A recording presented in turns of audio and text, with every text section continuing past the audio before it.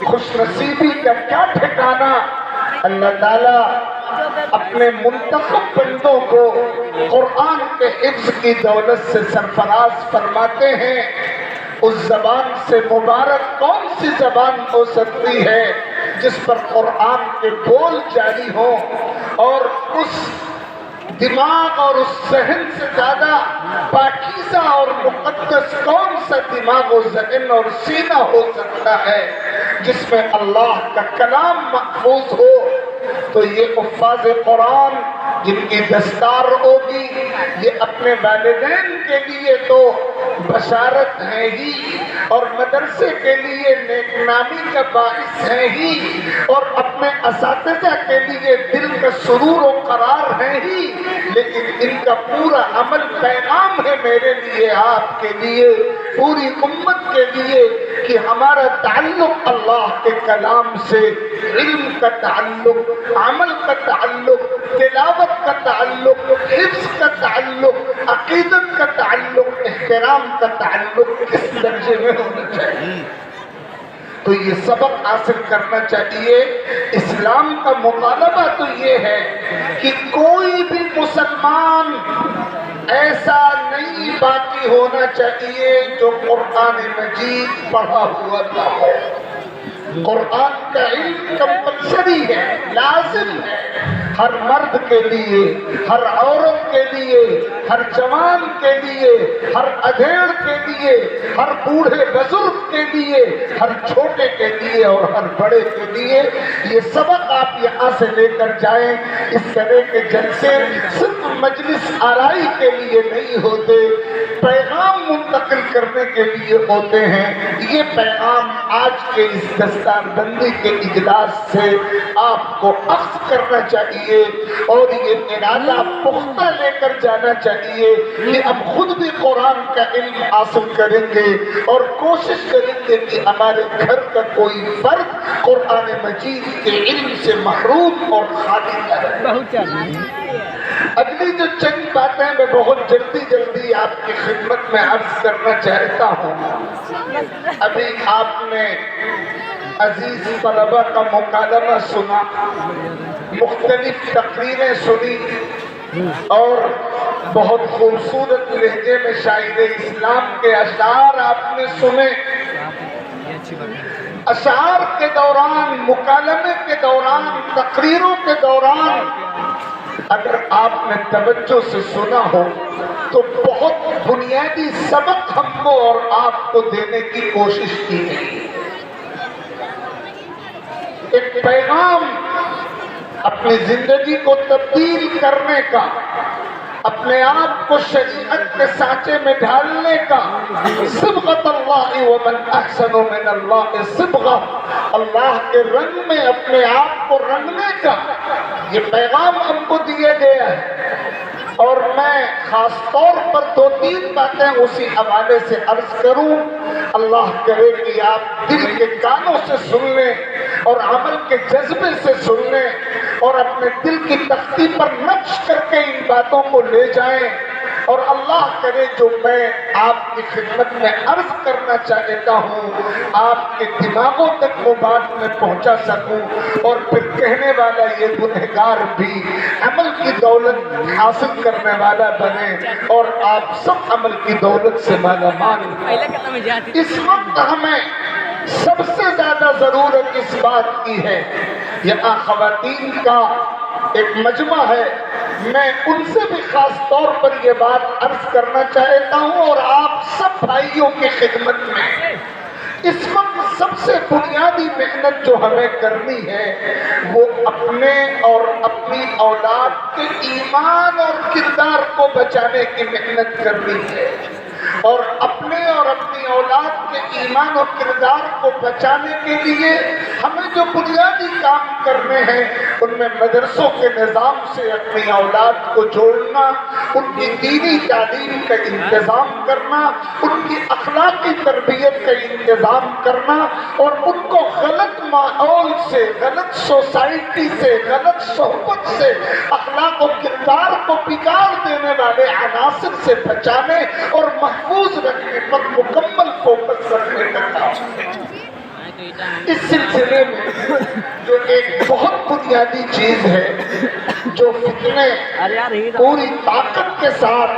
ہمارے نوجوانوں کے درمیان سوشل میڈیا کے ذریعے، الیکٹرانک میڈیا کے ذریعے، پرنٹ میڈیا کے ذریعے اور دیگر مختلف ذرائع کے ساتھ جو فتنے ہمارے نوجوانوں اور نونہالوں کے درمیان برس رہے ہیں اور ایمان کا اور کردار کا جنازہ نکل رہا ہے، آپ جائزہ لیجئے کہ آپ کی نوجوان نسل کس راستے پر جا رہی ہے۔ جو عصری تعلیم حاصل کرنے والے نوجوان ہیں یا جو کام کاج سے لگے ہوئے نوجوان ہیں، وہ کس طرح بگاڑ اور بے راہ روی کے راستے پر جا رہے ہیں اور کس طرح ان کا دماغ، کس طرح ان کی فکر، کس طرح ان کا ذہن اسلام کے حوالے سے شعوری طور پر یا لاشعوری طور پر بدلا اور گندا اور بدگمانی اور غلط فہمی کا شکار ہوتا جا رہا ہے۔ اسلام دشمن طاقتیں اس ملک میں اور پوری دنیا میں اسی ایجنڈے پر محنت کر رہی ہیں کہ ایمان اور یقین کی بنیادوں کو کمزور کر دیا جائے اور کردار کی پاکیزگی مسلمان نوجوان بچوں اور بچیوں کے اندر سے ختم کر دی جائے، وہ بے ایمانی کے راستے پر چل پڑے اور بدکرداری کے راستے پر چل پڑے، وہ یہ سمجھیں کہ شریعت اور شریعت کا نظام ان کے لیے نعوذ باللہ، ہزار بار نعوذ باللہ، رحمت نہیں ہے، پیر کی زنجیر ہے۔ وہ یہ سمجھے کہ یہ زنجیر ہے۔ اور آپ جائزہ لیں، آج جب سنت کی بات کی جاتی ہے، شریعت کی بات کی جاتی ہے، اسلامی نظام کی بات کی جاتی ہے، تو ایک بہت بڑا طبقہ ہمارے درمیان ان افراد کا ہے جن کی غالب اکثریت اصلی تعلیم پائے ہوئے جوانوں پر مشتمل ہے، جو باطل پروپیگنڈے سے سب سے زیادہ متاثر ہوتے ہیں اور باطل اپنے گندے نظریات کا لقمہ کھلانے میں سب سے زیادہ انہی میں کامیاب ہو رہا ہے۔ وہ اسلام کے تعلق سے اور شریعت اسلام کے تعلق سے یہ ذہن رکھتے ہیں کہ نعوذ باللہ یہ ہمارے لیے رحمت نہیں ہے، خیر نہیں ہے، برکت نہیں ہے، آسانی نہیں ہے، سہولت نہیں ہے، یہ زنجیر ہے، یہ بندھن ہے، یہ جکڑ ہے، یہ بندش ہے جو ہم کو پابند کرے۔ وہ جان چھوڑا کے بھاگنا چاہتے ہیں شریعت کے نظام سے۔ اگر آپ نے ابھی وقت رہتے اس صورتحال کا نوٹس نہیں لیا اور ان کو بے لگام چھوڑے رکھا اور ان پر محنت نہیں کی، ان کے ذہن کو اسلام کی طرف لوٹانے کے لیے جو جتن آپ کر سکتے ہیں وہ جتن آپ نے نہیں کیے، تو مستقبل ایسا تاریخ ہوگا کہ پھر ہمارے لیے اور آپ کے لیے افسوس اور ماتم کے سوا کچھ نہیں بچے گا۔ آپ تصور کیجئے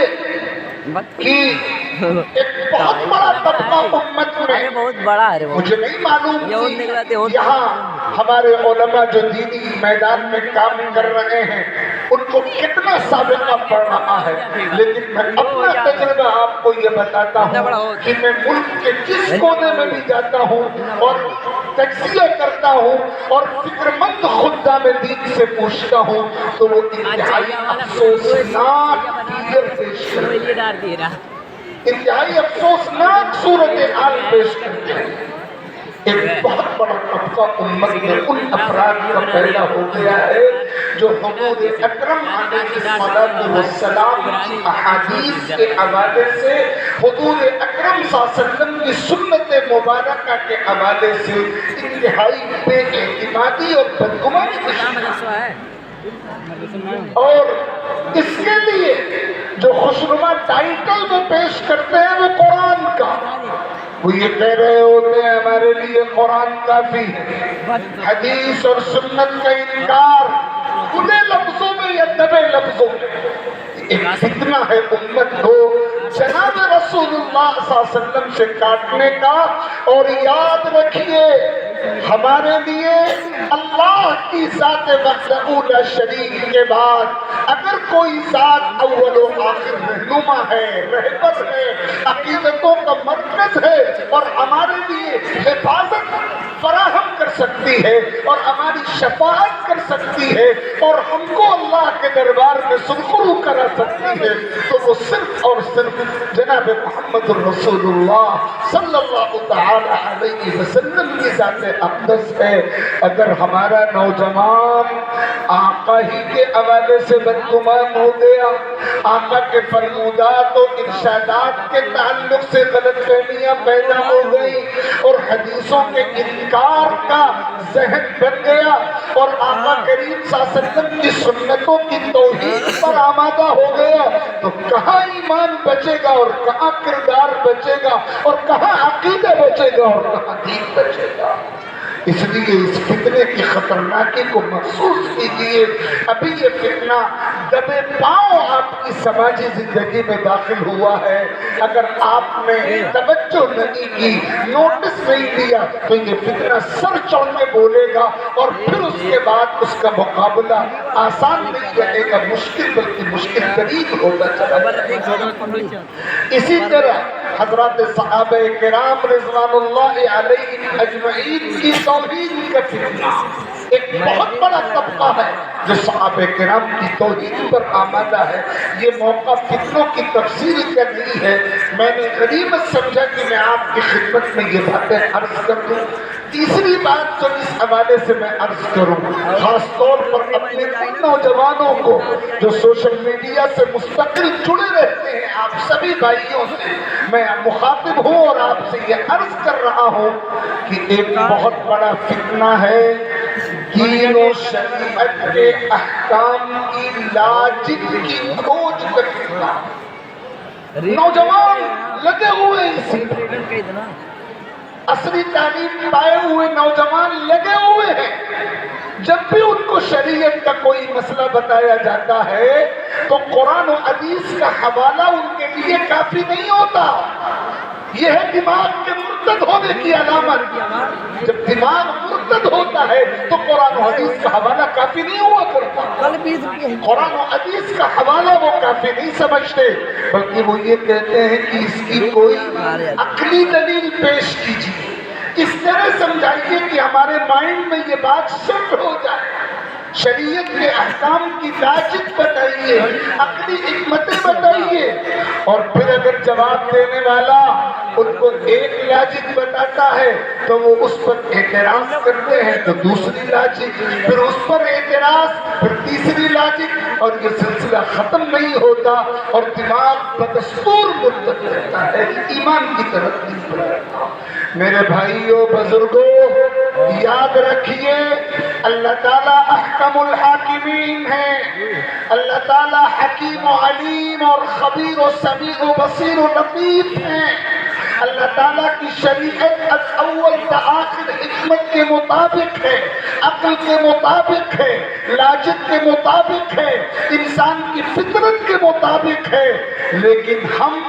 ناقص پیدا کیے گئے ہیں، ہماری عقل عاجز ہے، ہماری عقل لمیٹڈ ہے، انلیمیٹڈ نہیں ہے، ہماری عقل کا دائرہ محدود ہے، نہ محدود نہیں ہے۔ اگر شریعت کے کسی حکم کی لاجک میری یا آپ کی سمجھ میں نہیں آ رہی ہے تو یہ شریعت کا قصور نہیں ہے، میری اور آپ کی عقل کا قصور ہے۔ شریعت کو ملزم مت ٹھہرائیے، اپنی عقل کو ملزم ٹھہرائیے کہ ہماری عقل ناقص ہے، ہم سمجھ نہیں سکے۔ صحابہ کا یہی ذہن حضور نے بنایا تھا، کوئی حکم دیا فوراً آمنا وصدقنا ولبیک وسعدیک وسمعا وطاعتا کہہ کر صحابہ اس حکم کی تعمیل کے لیے دوڑ پڑتے تھے۔ کوئی صحابی لاجک جاننے کے چکر میں نہیں پڑتا تھا۔ اللہ تعالیٰ نے ان کے دل کو ایمان اور پیغمبر کی صحبت کی فیض سے ایسا انشراح عطا کر دیا تھا کہ انہیں لاجک کی فکر نہیں ہوتی۔ یہ سوشل میڈیا کی نحوست ہے، یہ دجالی طاقتوں کا فتنہ ہے، یہ مشرکانہ طاقتوں کا فتنہ ہے، یہ جاہلی تہذیب کے نمائندوں کا کھڑا کیا ہوا فتنہ ہے۔ اپنے آپ کو اس فتنے سے بچائیں۔ اپنے آپ کو، اپنے نوجوان بھائیوں کو، اپنے نونہالوں کو اس فتنے سے بچائیں۔